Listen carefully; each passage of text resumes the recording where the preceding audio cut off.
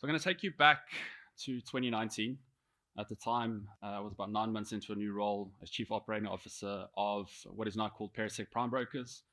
It's one of the largest stockbrokers in South Africa. And within my role, I had two main responsibilities. The first one was to oversee the general operations of the business, and the second one was to make sure that we were geared for the future that was to come from a technological perspective. So I came across this conference over here, something called Viva Technology, which operates out of Paris. And over a 3-day period, they get around 200,000 people that flock into Paris to hear some of the best minds in the world. And I was very excited about this one in particular because Jack Ma was speaking. For those of you who don't know who he is, he was the founder of Alibaba, the world's one of the largest B2B marketplaces. And super excited. I also planned to go to our office in Guernsey and do have a few other things on that trip. And in the lead up to it, I had a phone call with a very good friend, and it was about 6 weeks out from the trip. And he said, "Clav, you sort out your visa. I hear they're struggling a little bit with processing." And I managed to get an appointment 21 days out from my flights. But unfortunately, my visa only arrived 22 days. Instead of arriving there the day before the conference, I arrived the morning of at Charles de Gaulle and hustled the whole way across Paris, quickly dropped off my bags, had a quick shower, and got to the conference. And Emmanuel Macron, who was speaking first, the French president, I missed the entire opening speech. And I missed probably 95% of Jack Ma's opening address. And instead of having that view over there, I ended up having that view because I couldn't even get into the venue, which is obviously hugely disappointing. And the thing about this is it taught me two things. The first one, and I'm sure you've all experienced it, if you're traveling on a South African passport, life is going to be hell whenever you're traveling. And the second thing is literally what Jack Ma said in the last 30 seconds of his talk. And that's what I'm going to be talking about today. He said, in life, you need to know three things. You need to know where you are. And the second thing, you need to know where you're going. And the third thing, you need to know what you're willing to give up to get there. And I'm going to take you on a little bit of a journey this morning. I'm going to talk about some of the stuff that I'm passionate about and some of the things that I do at Moore Johannesburg as well. Before I get starting, most of you don't know who I am. I'm Clayton Redford. I'm Chief Operating Officer at Moore Johannesburg. And my journey went a little bit differently to I imagine most of you in the room here. I didn't go the chartered accounting route. I studied finance and economics. I did a master's degree in finance, and then I went into stockbroking. And I was in stockbroking for about 7 years, as I said earlier, at Perisec, one of the largest stockbrokers in South Africa. And then I took a bit of a career break. I went to Oxford and MBA, and I came back to South Africa, got talking to Oliver and Candice, and they told me a little bit about their growth journey and their aspirations to grow this business. And so I joined just over 2 years ago. It's been quite a fun journey so far. And I thought, let me tell you a little bit about what we're thinking about and how we're looking at things. So from a starting point, let's focus on knowing where we are. And I'm going to take you through something that is often considered to be a marketing framework. It's actually a really good way to think about strategy. And I think for all of you, it's important to think about these things. So when we talk about marketing, we talk about something called the unique selling proposition, which basically operates at the intersection of that little shaded block there, which is I want to be doing something that I'm very good at, that my clients want, that my competitors don't do well. And if you can operate in that space, generally speaking, you will win. But for today's discussion, we're going to focus on just the intersection between what we do well and what our clients want. And I'm going to use that as an evolution as we go. Obviously, being now in professional services, very different to my previous world of tech. This is very much relationship driven. It's very much built on trust. And for the purposes of today, and obviously in your own businesses, you need to understand what makes up trust. What is the foundation of trust? How does it work? You probably would have seen this before. This is something called the trust equation. And it's relatively simple.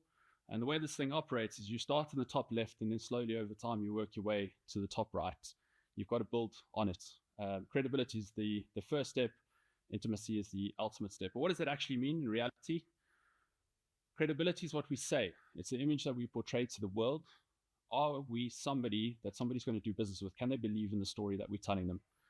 To the extent then that someone says, cool, I want to do business with you, are you reliable? Do you do what you actually say? When you say you're going to be delivering something, close the business on Wednesday, do you actually do it? And then slowly over time, as you build up that reliability and that belief, will someone then share information with you that they wouldn't otherwise share with other people? How do you make them feel? Do you make every one of your clients feel like they're your only clients? That's a critical step in the growth to trust. All of that then is then divided by something called self-interest, which is, to give you an example, and I don't know how many of you have this, you'll get a phone call from your service provider, say MTN, and they will objectively offer you more value for less money. And you'll end up saying, no, thank you, you put the phone down. And it doesn't make sense. But the reason why you do that is because it feels as though they're doing it for themselves and not for you. And that is a critical step in establishing trust. So what does this mean for our businesses then? Let's take this and map it onto an income statement of the way we do business. What you say is effectively your marketing and your sales. What you do is your operations, and how you make people feel is your client's experience, right? What we then want to do is make this a little bit simpler. Let's get rid of the self-interest piece, and let's get rid of the client's experience piece. We're left with these two cornerstone blocks of our business. And if we perhaps put this in very simple terms, then it's how do we sell value and how do we create value? And what we're going to focus on today, with better understanding where we are, is how do we do those two things? Okay, let's start with the basis of selling value. And what does that mean? And the most important thing you need to look at here is, how do clients make decisions? How do people think about the world? How do they navigate an uncertain world? And how do they navigate change? When I started here, I was obviously looking at the marketing of the business, and it was always about this thing of helping our clients thrive in changing times. And that's basically exactly what it is. And the crux of it is that information moves markets. I don't know how many of you here have ever studied investment theory, but this is very well captured in something called the efficient market hypothesis. Even to nerd out a little bit more here, something called the semi-strong form of efficient market hypothesis. Basically what it says is that prices will reflect all available information in a market, and the other inference from that is that prices will assimilate instantaneously to new information hitting the market. Now, obviously in public markets, you've got the mechanisms through which that can happen. People can trade, people can do whatever it might be, and that will reprice almost instantaneously. Obviously in the world in which we operate, which is mostly in the private markets, that's not really the case. The mechanisms aren't there. They don't reprice every day. But the way of thinking is exactly the same. Okay, so how does that work? I think the important thing then is to understand how information shapes decisions. The first thing that happens is that there's a trigger, which I'll go through a little bit now and explain the different types of triggers. The second thing is there's some form of analysis or interpretation. In addition to that, people then take that interpretation and they do something with it. And it's that action that gives rise to price action in markets. So the important thing to understand here is how people learn. I don't know how many of you have come across this, something called the 4 stages of competence. So the first part is people often don't know what they don't know, right? So I'm sure you've all been in that space before when you're trying to learn something new. It's not a great place to be, but we all have to start there. Ultimately, what you want to do, sorry, I'll get onto that onto this point. But what you want to be doing in learning in the 4 stages of competence, so here we are, is you want to be starting in the top left there of not knowing what you don't know, and then ultimately working your way all the way into the top right, which is something called mastery. And a good way of seeing that is watching someone like Lionel Messi play football. Right? It's somebody who is scoring goals but not thinking about what he's doing. It's just happening. It's intuitive.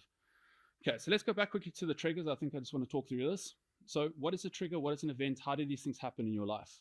On the one parameter, we can look at things through the lens of a micro versus a macro. And on the other lens, we look at it through something that is reoccurring versus something that happens as a once-off. At a micro level, these are things that happen within your business. Okay, these could be information coming through from a business intelligence perspective, your monthly management accounts. So you start to get a view of what's happening in your business. The other thing that could happen at a micro level, which could be more event-based, is the loss of a key client, the loss of a key supplier, something along those lines. Then at a macro level, it looks a little bit different. These are typically things that have a systemic impact. That could be something that is political, economical, social, technological, ecological, or legal, right? The regulatory landscape. Obviously, Charles spoke about some of the broader changes happening in a global perspective. Donald Trump becomes president. How does that impact people, and how does that change the nature of your industry? We then look at things, whether it's based on a time-based or something that is event-based.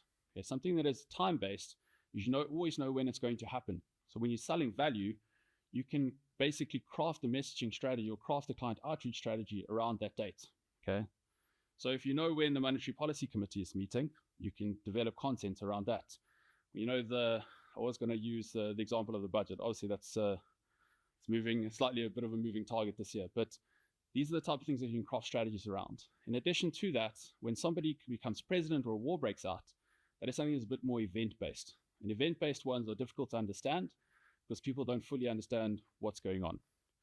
So let's just go through here quickly, and I want to talk about then what happens once there's a trigger. And I want to introduce this concept of something called the sense maker. These are people, not just in traditional media, but people who are now existing in the realms of social media, whether it's LinkedIn, Twitter, whatever it might be. people who take information that is confusing and then they turn it into value for somebody else. Historically, we've always looked to the likes of Bloomberg or to Sky News or BBC, whoever it is.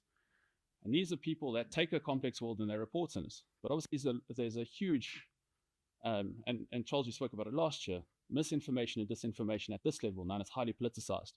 So people have started now going into other channels. LinkedIn is one of them. You would see that. I'll take an example of a guy called Sahil Bloom, you may or may not have heard of. He's just released his first book now. He's only ever written on LinkedIn, and he writes his first book, and it's a New York Times bestseller. He's created his own channel, basically to talk to an audience. So what does that mean for us, and how do we then basically fit ourselves into this idea of the 4 stages of competence, and what do we do from a selling value perspective? We will never play in the realm of surfacing information. That's not what we do. We're not news reporters. But what we can do is take a complex and uncertain world and provide a layer of interpretation to make sense. Once we've done that, we can take that interpretation, we can get someone to a point of understanding the world, and then we can sell them solutions that will help them take advantage of what's going on. And then slowly over time, when they're getting into the realm of mastery, we move away from just selling solutions, but rather becoming a trusted partner. And that's a journey that we need to go on with our clients. And that's effectively how you sell value. What this all means is you start at the top. There's an event, there's an analysis, and there's a need. And now we're going to move away from selling value and rather going to the realm of creating value. I'm going to explain how this all works now. So my namesake, Clayton Christensen, I don't know if any of you have read Innovator's Dilemma, really famous book. He passed away a few years ago. There's extensive writes of Harvard Business Review, and he spoke about this idea of RPV. Any business will only be made up of 3 things. The first thing are its resources, the things that it controls. The second thing are its processes, and the third thing are its values, basically the decision-making framework by which you run your business. And what that means is your resources are the things that you own and you control. Your processes are the things that you repeatedly do to basically turn them into value. And your values are how you make decisions around your business. What is your risk appetite? What is your culture? How do you do things? And this is important to understand because it gives us a starting place to understand how we create value within our businesses here in this room. So let's start with resources. Now, I only did a year or 2 of accounting, but I do recall that there was something called the definition of an asset, right? So we're kind of going to start there as a good starting point for all of you. So this is something called VRIO or VRIO. Okay, and this is how you would typically do an audit of the strategic assets or resources within your business. And they have to pass all 4 tests to be considered a strategic asset, right? It's something called the resource-based view of a firm. The first thing is it has to be valuable. Okay, can this thing actually create value? And chances are, if it meets the definition of an asset, you're good to go there. The second one is it rare? And I'll take an example of our blockchain business up in Joburg. We've got somebody who runs that business who happens to be a chartered accountant, but also happens to be somebody who's been in the blockchain industry almost from inception. Now, each one individually is not that rare, particularly the CA piece. But when you combine the 2 together, that is rare. It's not something you come across all too often. So it gives us a strategic advantage. We then start talking about something of being inimitable. So can it be copied? Now, in some worlds and in some instances, you might not find something appearing all too often naturally, but you can create it synthetically. And when that happens, you don't actually have a strategic advantage. And then the last example or the last test you have to pass is it organized or is it operational? And again, to use the example of Dale up in Joburg, if we did not have risk appetite to take on that business, if we did not have the capital to back it, if we did not have an entrepreneurial ecosystem to support his efforts, it wouldn't actually matter if he had that skill set because we couldn't do anything with it. And if he stayed in the Big Four environment where he was, that business would not exist today. And that's an important way of understanding your resources. Let's talk a little bit now about process. And love him or hate him, Elon Musk is a hellishly successful guy. And this is something that was written in his biography by Walter Isaacson about how he thinks about process optimization. So he built a whole lot of processes and systems within his Tesla gigafactories, and he ended up automating almost everything. But then he threw it out because it didn't make sense. And the reason being is that he automated something that should never have been done in the first place. I think all of us here, and also listening to a lot of the conversation in the board meeting yesterday, we're obviously all quite obsessed with what's going on in AI. And we're all obsessed about what's going on in automation. And he was saying, park that, right? What you need to do with every single process that you do is start with this 5-step process that he calls the algorithm. The first thing you got to do is question everything. Because often what we do is we do what we did yesterday and we do what somebody else is doing and we never question and we just keep doing it because that's the way it was done. That's the first thing. Everything that doesn't make sense, just go and delete it, get rid of it. Okay, whatever's left over, optimize it and make it as simple as possible. Then once you're done with that, figure out a way to do it as quickly as possible and only then automate it. What we end up doing is we jump to the fifth step. We end up creating scale of something that should never have been there in the first place. Okay, once you've figured that out and you've got that right, we have a starting point for building this idea of value creation. We start with process. We start with resource, we transform it with process, and we create value. And this, again, is starting to look a bit like Lego, and there's a reason for this now. What this gives us is the basis for something called the anatomy of a business. Okay, and what this really looks like now, when you combine the two things together, from a selling value and a creating value perspective, is we start to understand how these two things balance against each other. Think of it somewhat like a seesaw. Okay, I've got a young 4-year-old, so this is obviously quite topical in my life. But what you want to be doing here is making sure that the value that somebody is demanding or the need that somebody's demanding at the top balances with your ability to create that value at the bottom. And ultimately where you meet each other in the middle is basically your distribution channels. Okay, so if you are creating value in the right distribution channel and you're selling in the right distribution channel, you've got a business. And this gives us the starting point for understanding a journey ahead of us. The next question there is knowing where you want to go. And this is a highly personal point for all of you here because success will look different for all of you. It's not necessarily financial. It could be many different things as well. It could be the case of getting your business to a point of bringing somebody in and letting them run it for you so you've got time to spend time with your kids, your grandkids, go to the beach, whatever. But the good point about the way we've built this up is that we can start to understand that every single business, irrespective of where we are today, it's the same fundamental building blocks of 3 years out, 5 years out, X amount of years out. All we do is we scale up the size of the blocks in how we design the business, and we can just change them, right? It's in a way of playing with the design of it. And what's important for all of you, and we do this all the time up in Joburg, is knowing what success looks like at different points of time. So we know what success looks like at the end of this financial year, what it looks like in 3 years, 5 years, however many years out. And that's an exercise I hope you're all doing in your respective lives and businesses as well. So let's start talking about this idea of knowing what you're willing to give up to get there. What does the journey look like? And this journey has to be coherent with what you're looking to achieve at those various points of time in the future. What's important here is understanding how businesses grow. And I'm going to talk about something now called the ANSOS growth matrix.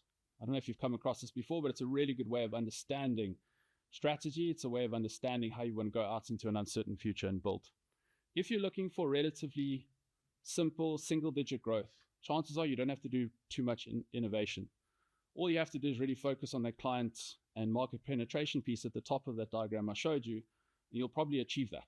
Okay, so that's increased marketing, that's increased sales, a little bit of focus there, and you're probably going to achieve that. And you're going to stay largely in the bottom left-hand quadrant of this graph here. If you want to start growing at a slightly riskier level, but not taking on too much risk, you'll probably start to take an existing product or existing service that you have and go into new markets. So that could be, for instance, if you're providing audit services into manufacturing, you could go into agriculture. Another way of looking at it, and this is something that we've done, is you take an audit service and you take it to a different market geographically. So selling South African talent into the likes of the UK and the US, which is what we're doing through Resource Plus. We then want to start to look at things on a product level as well, product or service, and you go into the bottom right of this quadrant. And that's where things get a little bit riskier. Okay, that is when you start looking at new product developments. But the challenge here is that you haven't established product market fit, right? And if you take that language from the venture capital space, that's the single most important thing to get right. And the other thing that this does is it takes time, effort, and focus from the other things that you do as a business. If you then want to really grow as fast as you can, I'm talking triple-digit growth now, you're probably going to play in the top right-hand space, which is your market diversification, new products, new services into new markets. But at the same time, obviously comes a dilution of focus there. Now, that all has to be coherent with whatever your desires to grow are. So if you said you want to triple, quadruple your business in the next 3 years, you need to map it out on that growth matrix and know what is the strategic trade-off that I have to make. But the hard part here is that, and I'll quote Mike Tyson here, is we all got a plan until we get punched in the mouth, right? Uncertainty happens, life happens. And this is perhaps a good way of understanding it. So AI generated image here, so obviously not the best one. But this is a very good analogy, right? We start at the bottom of a mountain and we look up. We know what success looks like. It's the top of Mount Everest. We see Hillary Peak. We see everything. Hillary Step. We know what the journey looks like. And we get our team together. We get all our gear. We establish our SOPs. We do all this stuff. And we start on that journey. And we get halfway up the mountain. And this thick fog descends upon the mountain. We can no longer see each other. We don't really know what's going on. We don't know how to make decisions with incomplete information. And we're stuck. What do you do then? And the important thing is that's life. That's reality. It's great to have a plan, but this is how it actually plays out. And the important thing for us then, when we think about organizational design, is how do you create an organization that then becomes adaptive, becomes responsive, that knows how to handle uncertainty. And that's when we start to introduce this idea of something called artists and soldiers. Now, from a organizational design perspective, your soldiers are the people that are on the front lines. They're executing day in, day out. They're the ones engaging with your clients and they're doing the work, right? But if you've got a whole organization just of those people, you'll have an organization today, but you're not going to have an organization tomorrow. You're going to become the next Kodak, the next BlackBerry. That's where you're going to live. On the other side of things, we have artists, and their role, quite simply, is to do innovation. Their role is to experiment. It's very high probability of failure work. But the thing is, if you create an entire organization just of these people, you're going to have the most beautiful theoretical business of the future. The chances are you're never going to have a chance to see what it looks like because you're not going to get there. You're not going to have the cash flow to fund it. You can't have R&D without a business today. And that's why it's so critical to have these two parts of your business. But what does that look like in reality and how do you get it to work? And there's a really good book on this if you are interested called Loonshots by a guy called Safi Bakal. And he speaks of this idea of how you get these two parts of your business to work well together. So the first thing you have to do is you have to separate out those two parts of your business. And I'm sure many of you here in this room are already doing this from an innovation perspective. You carve out part of your business to focus on innovation and part of your business to focus on execution. Again, if we look back to whatever your aspirations are, depending on how ambitious they are in the future, you might want to be scaling up how many artists you have in your business. So that's the first thing you do. And if your business is too small to do this, try to do it by time. Google used to do this, where they would say, for this particular day of the week, just go experiment, play, or do whatever you want to do, because they were trying to build out their business of the future.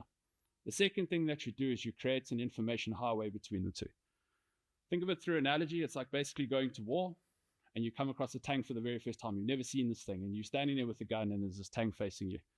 You can do your best to try and win that battle. It's not going to happen. Okay? What you should be doing, though, is telling people back home, we've encountered this thing, help me build a weapon that can destroy it. Okay, so you send that information back home. And then the third piece then is collaboration. And as leaders here, this is what you need to be doing in your businesses, is making sure that the two parts of your business, your artists and your soldiers, are working together, are collaborating, actually doing stuff together. Again, to follow on from that analogy, you're then taking the weapon back home from your R&D departments and you're taking it back to the front lines. You're showing people how to use it. Okay, think of that in your own businesses and how that works. We then move on from this and we start talking again about organizational design. This is what we had as a building block initially, but when we evolve our thinking a little bit, it starts to change. The resources of our business then need to either be soldier focused or artist focused. And in addition to that, the processes that we layer on top of it either needs to be innovation focused or execution focused. And ultimately then we're creating value, not just for today, but also for tomorrow. And that's a way of thinking about it. Now, how much value or what is a proportion of those two is very much dependent on what your aspiration is. What is it what you want to achieve in the future? What is that trade-off that you need to make? Again, then if we layer on the client need, you're going to have a client need today and you're going to have a client need again in the future. And that's about structuring the business to make sure we're achieving both of those things. That's obviously a lot of information. Okay. And thank you for listening. But I just want to quickly summarize and I want to leave you with one last thought. The first thing is that we spoke about this idea of knowing where you are, knowing where you want to go, and knowing what you're willing to trade off to get there. We then spoke about how do you sell value. And I think for all of you, that is critically important. You will see us all over LinkedIn, for instance. There's a good reason for that. Okay, we find that talent is there. We find that our clients are there, and we find that we are growing as a result of those efforts. We also then have a very good understanding of how to create value. So if you're looking at innovation, making sure you're bringing artists into your business, otherwise it's just not going to happen. Okay, so these are things to think about. And then what we also spoke about is the trade-off that you need to make. every single thing that you do means you're not doing something else. And that's exactly what strategy is. And I'll leave you with one last thought, and I'm not sure of the direct attribution here. It was either Michiel Leroux or Rian Stassen, and I found this in the book about Capitec stalking giants. We must always remember that we're building two businesses. We're building the business of today, and we're building the business of tomorrow. Hey guys, I know it was a lot, but thank you very much for listening. Thank you.